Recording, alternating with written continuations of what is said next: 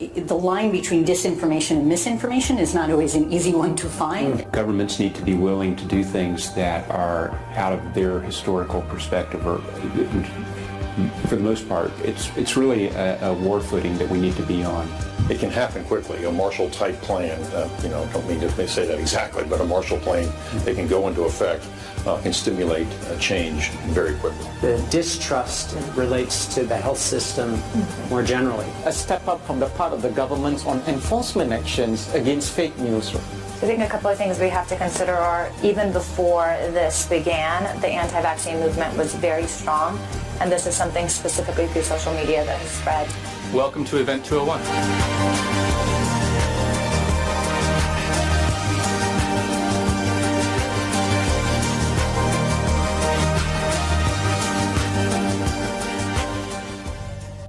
Hi everyone, I'm Spiro, and what you just witnessed were highlights from Event 201, which took place in New York City on October 18th, 2019.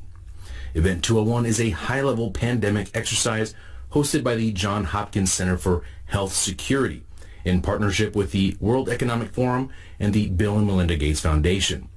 Now, in this report, I will play several clips from Event 201, but I will provide the links below so you can see the pandemic exercise in its entirety, which is nearly 5 hours if you wish to do so. I personally watched every second of it. Now, I believe that this report is directly connected to my recent report on global institutions and governments which are currently pimping the United Nations Climate Agenda program, which seeks to consolidate political and economic power into the hands of the ruling elite. That report is titled The UN and Central Banks, a Rockefeller and Rothschild Coup. And the follow-up to that report, exposing how George Soros is actively bankrolling campaigns to censor content creators on YouTube, which question the legitimacy of man-made climate change, which in my view, based on my research, is nothing more than a false pretext for global regulations, global taxations, consolidation of power and natural resources, in addition to population control and global governance. Now back to Event 201. I find this extremely fascinating because this pandemic simulation exercise of the coronavirus took place about 6 weeks before the first illness from the coronavirus was actually reported in Wuhan, China. Now, that is one hell of a coincidence if you ask me. I'm not sure if you believe in that sort of thing. I have a hard time believing in coincidences. Another fascinating connection is the fact that not only did Bill and Melinda Gates Foundation participate in and help set up the pandemic simulation of the coronavirus outbreak, they also just so happen to fund the very group who owns the patent to the deadly coronavirus and are already working on a vaccine to solve the current crisis. Again, an incredible coincidence, I know. Now, the members of the Emergency Epidemic Board in this simulation consist of representatives from major banks, the Bill and Melinda Gates Foundation, Johnson & Johnson, logistical powerhouses, the media, as well as officials from China and Americans' Center for Disease Control, just to name a few. Now, this simulation also includes news reports, which were fabricated just for this exercise. Please keep that in mind because they are eerily similar to reports we are currently seeing regarding the real-world coronavirus outbreak. Now, in the spirit of transparency, I have edited some of the clips only due to time restraints to shorten them. After all, this exercise lasted between 4 and 5 hours, so I condensed as much of the material as I could. Now let's take a quick look at how this simulation began. Hello everyone, I'm Anita Cicero, Deputy Director of the Johns Hopkins Center for Health Security, and today I will be your Master of Ceremonies for Event 201. On behalf of our center and our partners, the World Economic Forum and the Bill and Melinda Gates Foundation, the goal of the Event 201 exercise is to illustrate the potential consequences of a pandemic and the kinds of societal and economic challenges it would pose. Today's scenario is going to simulate meetings of a multi-stakeholder group called the Pandemic Emergency Board. This board has been urgently convened by the World Economic Forum, and Johns Hopkins has been asked to moderate the board meetings and provide expertise during the board's deliberations.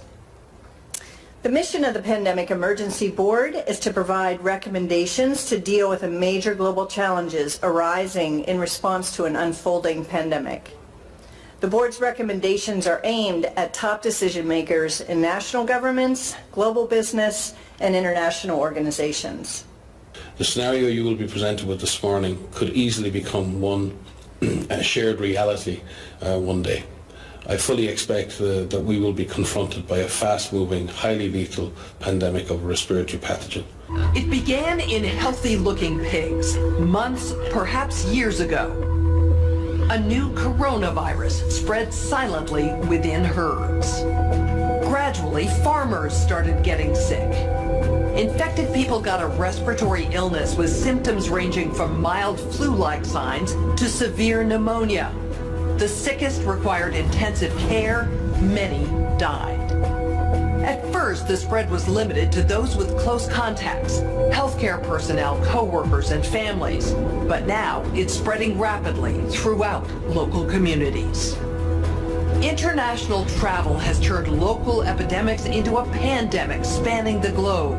Just 3 months ago, CAPS started in South America, but has now reached several countries with more than 30,000 cases and nearly 2,000 deaths.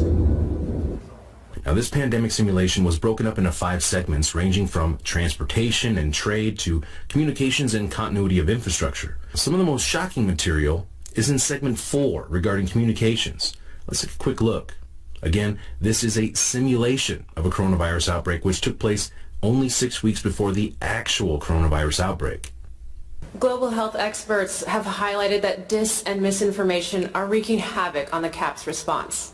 Health workers are under attack in a number of locations due to rumors that they are purposely spreading the disease. And response efforts in many places have had to be suspended because of concerns around violence. Pharmaceutical companies are being accused of introducing the CAPS virus so they can make money on drugs and vaccines, and have seen public faith in their products plummet.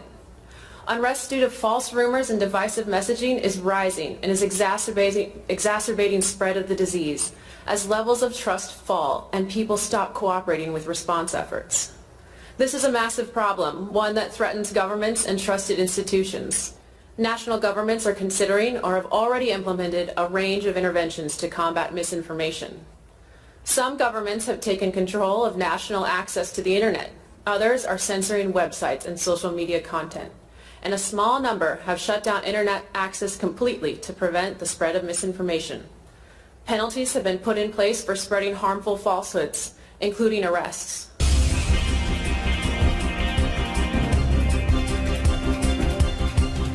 Alarming news emerging from social media companies today about the CAPS pandemic.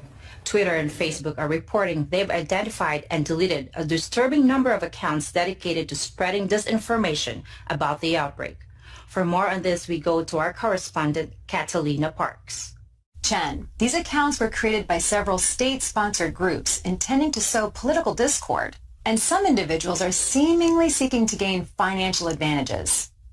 Violence against healthcare workers and minority populations has been increasing.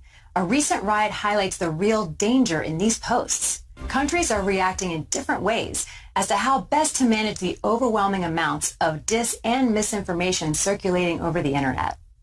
In some cases, limited internet shutdowns are being implemented to quell panic.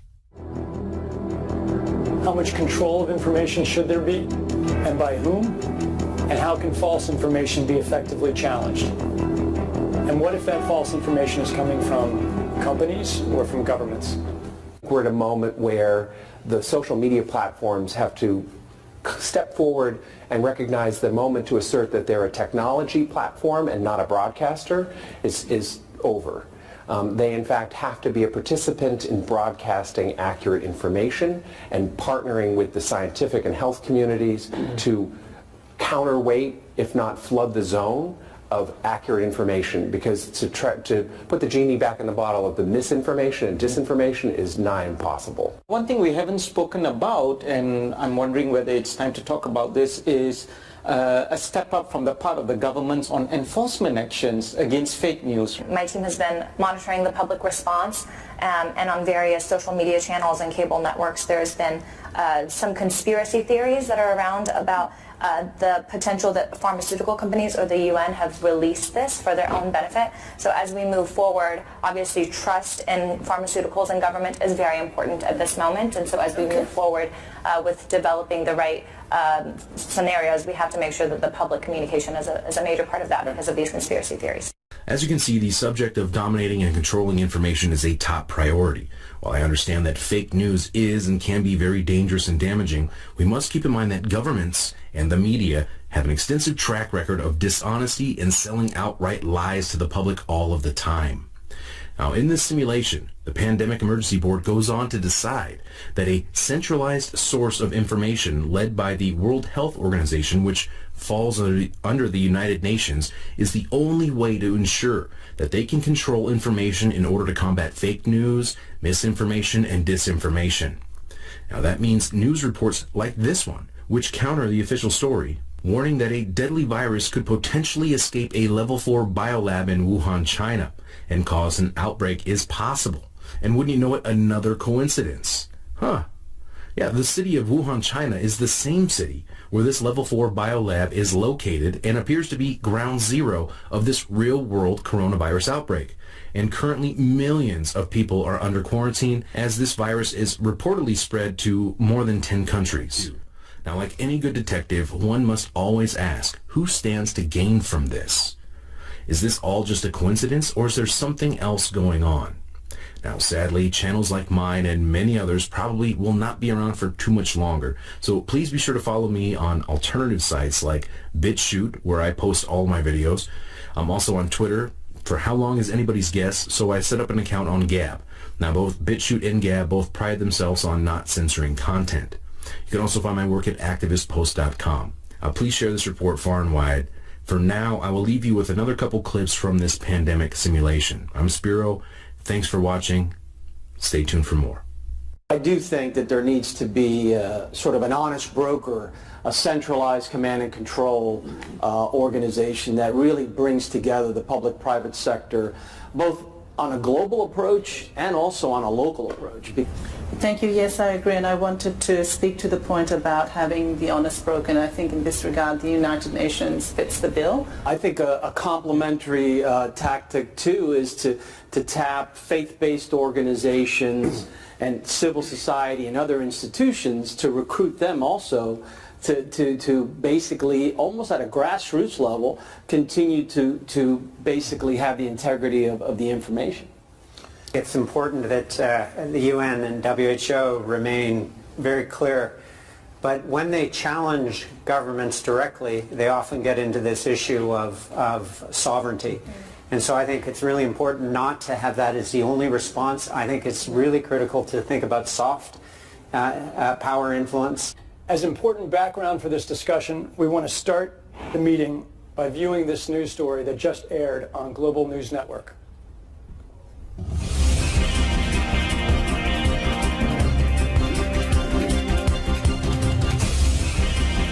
Continuing our coverage of the newly discovered CAPS disease and the scope of its deadly outbreaks. There are now more than 30,000 reported cases. Experts warn this may be just the beginning of a global problem. GNN science reporters have produced a video about what we know so far about CAPS, the virus, the outbreak, and the resulting chaos. CAPS is a novel coronavirus related to those viruses that caused the frightening SARS epidemic in 2003 and the deadly MERS outbreaks in recent years. Scientists think each infected person in turn infects on average 2 more people. This disease is proving more transmissible than SARS or MERS and about as contagious as influenza. Essentially, the cumulative number of cases is doubling every week. At this rate, we can expect to see 16 times as many cases in a month unless we find a way to interrupt transmission. The virus appears to be spreading rapidly in densely populated and impoverished neighborhoods in some megacities in South America. CAPS is a serious respiratory disease. More than half of the recognized cases have required hospital care, creating a huge strain on healthcare systems. The fatality rate is about 10%. For comparison, CAPS is about as lethal as SARS and 2 to 4 times more lethal than the 1918 influenza pandemic, the worst pandemic on record. Even so, some people only exhibit mild flu-like symptoms, not requiring treatment in a hospital. Alarmingly, those people are able to walk around and spread the virus, not realizing they are doing so. Even worse, international travelers have been arriving at their destinations symptom-free, but within a matter of hours, becoming ill. Travel-related cases have blossomed into outbreaks in a number of locations and have quickly grown faster than health authorities could respond and contain them. In other places, physicians have quickly recognized the symptoms of CAPS and have been able to isolate infected individuals and avoid an outbreak, for now. Global public health experts are very concerned about this disease because it appears the virus is readily transmitted through the air from person to person. Essentially, all people are susceptible. Experts agree unless it is quickly controlled, it could lead to a severe pandemic, an outbreak that circles the globe and affects people everywhere. Models developed by leading public health authorities indicate a CAPS pandemic could lead to an outcome worse than the 1918 influenza, which killed 50 to 100 million people worldwide. Given the global population is 4 times larger than it was in 1918, if these models prove accurate, we could be looking at hundreds of millions of deaths over the next year or two. The outcome of the CAPS pandemic in Event 201 was catastrophic. 65 million people died in the first 18 months.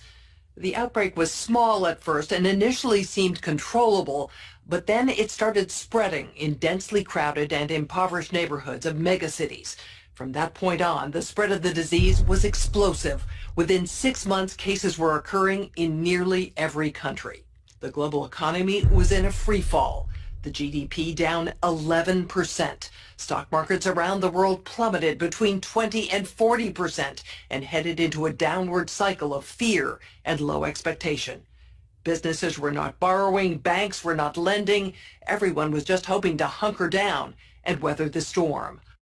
Economists say the economic turmoil caused by such a pandemic will last for years, perhaps a decade. The societal impacts, the loss of faith in government, the distrust of news, and the breakdown of social cohesion could last even longer.